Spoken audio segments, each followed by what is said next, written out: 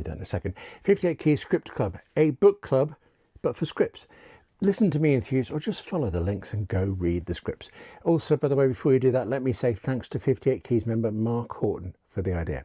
Now, hello, I'm William Gallagher, and this is the 58 Keys Script Club. This time about a film, one film screenplay. One film screenplay and a kind of little warning, or actually a couple of warnings about where to get it legitimately and things to avoid. Okay, now the film is Conclave by Peter Straughan, of course based on the book by Robert Harris. Now I think this is a particularly good script. Because it's a particularly good script, actually, that would do it. That's all I care about. But it did also recently win the Best Adapted Screenplay Oscar. So there's that, really. But also because, actually, I think you need to grab it right now. In fact, actually, faster than that. No, go get it now. Too late, I don't know. There's a link, hopefully, to download it in the description. But the thing is that with films like this, if you are remotely interested in reading the screenplay, download it the instant you learn it's available, because it will vanish again. These that around award season, I mean particularly actually the Oscars award season, studios, so many film studios will put out their screenplays online for free for anybody to read, but then they take them down again afterwards, especially if they lose, I suppose, but they take them down. Sometimes they just change their mind. Rights issues, maybe, I don't know. The script to the new Bob Dylan film, A Complete Unknown, that was freely available online this year for a while, and then it wasn't, and then it wasn't. Actually, I should have checked before we started talking. I don't know whether it is today or not. Potluck. But it's always like this, particularly with film screenplay. So go download Conclave off your pop right now. Conclave, though. The Pope has died. The Catholic Church has to appoint a successor. It's a bit of a tricky process. That's it. That's Conclave. But of course, it's the way it's told. And actually, if you could also manage to have the real Pope die while you're still in cinemas telling this particular story, it doesn't hurt. Conclave, the plot is that it's about the choice of the next Pope, but it's really, I think, about people and pressure and desire and power and faith and secrecy. You can keep going on.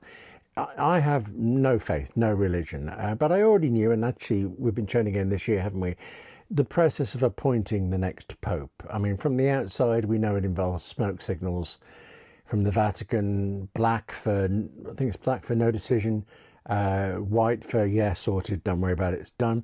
But I also know it's deeply secret. What I don't know is whether Conclave gets it right at all. I don't have one thin clue whether this is really how it all gets done, how the decision is made. But what matters to me, certainly as an audience and actually as a writer, is that this script creates a whole and a believable world in which to have characters. Well, they're professing the love of God, but at the same time, they're really positioning themselves for power here on earth. I mean, it's secular versus non-secular. It's got the lot. Very importantly to me, though, there are also these characters who are fully invested in this really precise, well-defined world, which means as a writer, I think there has to be a problem of how the script can deal with perceptions that you and me as an audience may have, but that the characters wouldn't. For instance, the Catholic Church's attitude to women. I mean, the Church's appalling record of covering up so many things. Okay, all sorts of that. You and I as an audience, we bring expectations and we bring opinions about this to the story, but the characters in the story almost certainly will have different views. I think the script has to handle this, and I think it does, but I also think this screenplay pulls it off perfectly. Look at this for one example, please. One character here gets to bombast, really, about paedophile accusations. And then Lawrence, the main character in the film, just gets to say, will not be attending. It's actually an enormous topic. Addressed, batted away in 4 words. Now, whether you agree with how the Catholic Church is dealing with its scandals or not, whether you have faith in any sense, I suppose, or not, for those characters in this situation, a massive issue has not been ignored by the screenplay, but the screenplay has also not seen the story contrived to include or exclude it, to add it or excuse it. The screenplay does judge, but not overtly. The judgment over the church is not the story. And if the screenplay made it the story, made it more prominent, then I think that would feel like the author lecturing instead of the characters talking. It'd be polemic, wouldn't it? It'd be polemic disguised as exposition. Does it get worse than that? It'd be rubbish. Basically, that's a technical term. So instead, we'll not be attending.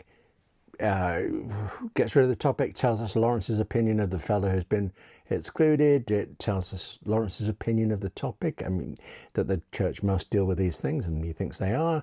And it does all of that, most importantly, without these two characters telling each other things that they would already know. Things that those two characters wouldn't be thinking of at that point and would only be saying it for our benefit.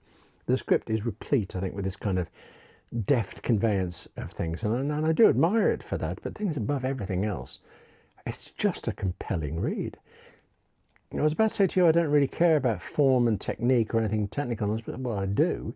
It's just I don't, so long as the script holds me, and this did. This is a 129 pages and a read in one sitting type of screenplay. Although a read in one sitting where I didn't actually pick up on a really key part of the screenplay, not until I saw some interviews with the cast and crew about the film. And I'm surprised at myself because it's significant. What I missed was that Lawrence, this lead character, actually doesn't say a lot. The claim in one of the interviews was that he had the fewest lines of dialogue, and I'm not convinced by that. I mean, there are so many characters. I don't know that any one of them got the bulk of the lines. And yet Lawrence does get important speeches. In fact, actually at one quite early point, he gets literally an important speech at a podium, the whole works. But it's true that he listens more than he speaks. And I think the reason I didn't appreciate that and wouldn't have thought of it in writing it is because Lawrence pervades the script. It's not about him, and yet it is about him. All I can do is just say, if you haven't read Conclave by Peter Straughan, go over read it now. Maybe we can talk about it in the comments, see what we both think, writer to writer. One important thing, though, and actually I mentioned this, it's one of the warnings or two that I mentioned is particularly relevant here. First, like I say, description to the online PDF copy of the script that I read is in the description of the notes. But if you're at all interested, if you just think that one day you might be vaguely interested, download it right now, because it is going to vanish soon. It's up there perfectly legitimately, but it will be taken away. I believe online PDFs like that are the best way to read scripts, though. I think they're much better than script books. I mean, notable exceptions. We'll come to that another time. Most of the time they're free too. I mean, not always. I've spent hundreds. Yeah, I don't want to think about that. But the thing with a PDF script is that you get the script as written by the writer and as handed to the cast and the crew. That's what we want, the real working document. Script books, with some exceptions like this one that we will talk about, they're not what the writer wrote or the cast and crew worked from. I mean, they could be very close, but they might not be. For one example, they're very nearly always reformatted to get more words on the page, because script books are not going to sell a lot. So if you can make them cheaper to print, and publishers will do that with squeezing, but also they might leave out anything that wasn't in the final film, so deleted scenes and things like that might be just good. In fact, actually, the worst of all is that sometimes they are transcripts. There are people in this world, right, who will slavishly type out every word spoken in a film or a TV show, and I suppose you have to admire the effort, although somebody should tell them, and AI will just transcribe the lot in moments. Now, but these transcripts are an affront, right? They have every word, sure, but not even who said any one of those words. No description, no scene headings, no character names. The pacing, the rhythm is just absent. If that's your thing, right, and if you want to spend your time typing all of that out, well, you do you. But putting that crap out online and claiming that it's the screenplay, the script, that is offensive to me. To avoid this nonsense, when you search for a script, search for the term PDF as well. It seems to cut out most of this nonsense. And also a clue is, if the first page doesn't begin with something like int or ext for interior of exterior, we'll just stop reading, stop wasting your time. You can see me thinking here. There is one exception, right, in the whole of the internet. One exception to this that I've found. It's a different show. It's a TV show, British TV show, UFO from the 1970s. Fan sites for it put up what they call a transcript, but what they've actually done is they have transcribed the original typed manuscript so that it can be read online. That is, well, that's great, although, wow, UFO, it was so 70s and so of its time. You can't fully believe adults stood there and said some of this stuff. All that we watched, really. Anyway, transcripts, abhorrent. Script books, if that's all you can get, fine. And there are some great script books around, but online scripts, infinitely better.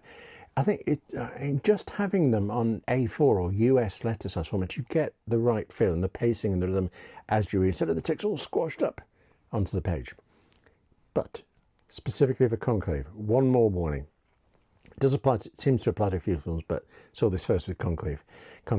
There is a published paperback copy of the script to Conclave, but I am not linking to it. I mean, I can't think of any other case when I wouldn't, but this time, no. It's just too suspicious. Now, obviously you can search Amazon as easily as I can, but if you decide to pop off to have a look, okay. But when I tried just before we started talking, I found a book of the screenplay to Conclave credited to the wrong writer. And this wrong writer is also credited on the published screenplays of very many recent hit movies. Clearly, I don't know and cannot prove this, but it appears that this individual has taken the same free online screenplay that you or I could just go get and download right now and published it and sold it. That's making money out of someone else's work. And you and I, we are real writers, you and I. We are better than that. The hesitation not over that bit. The hesitation is just the fact that because we're writers, we're also readers, aren't we? So go read Conclave. Link in the description. I keep telling you, why aren't you clicking? And then when you and I are done talking, actually, it'd be nice if you commented, but I'm off to read this. I'm off to read Nurse Betty, published book. It'll be my 238th script of the year. I love this stuff. Now, while we both read, thank you very much for watching. Take care of yourself. Read more scripts. Write more as well. That's important. And I'll see you soon.